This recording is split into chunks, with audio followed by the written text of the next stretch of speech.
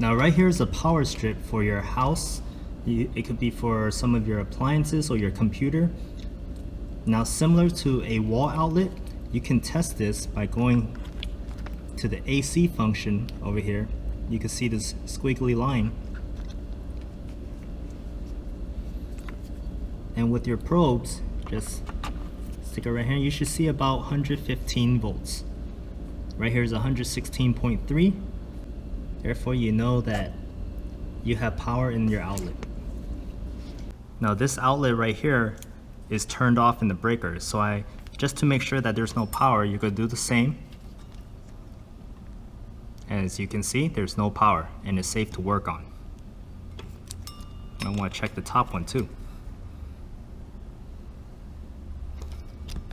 Now for the red, you want to go for the bigger spade.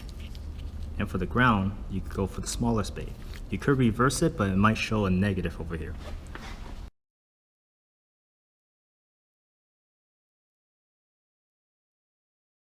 If you want to test the diodes for an alternator, this is a pretty typical alternator. You want to set your meter on the AC voltage, because what the alternator does is it creates alternating current, but the diodes inside is what turns it into DC current. So while the car is running and you have this on AC mode, alternating current, you want to set it on AC mode, the wavy line, while the car is running, and if you can reach it. If you can't reach it, you have to be very careful with this. With the black probe, you want to put this in the negative side of your battery, and while the car is running, you want to hold it next to the positive, and you don't want to see any reading here, because if you see any alternating current reading, then that means some of the diodes, one or more of the diodes inside the alternator, is bad. Now I'm going to show you a live test. I'm going to leave this negative probe on the negative side of the battery. Now I can focus on the positive end. Now I set my meter on alternating current. And with this vehicle, it's pretty hard to reach because the positive is in the back of this boot. The positive is in the back of this boot, so I would have to remove the boot. While the car is running, I'm going to stick my terminal and touch right here.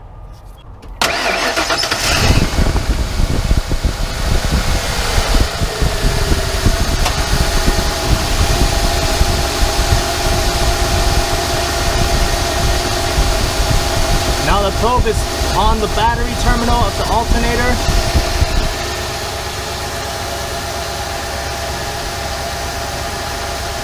This is acceptable.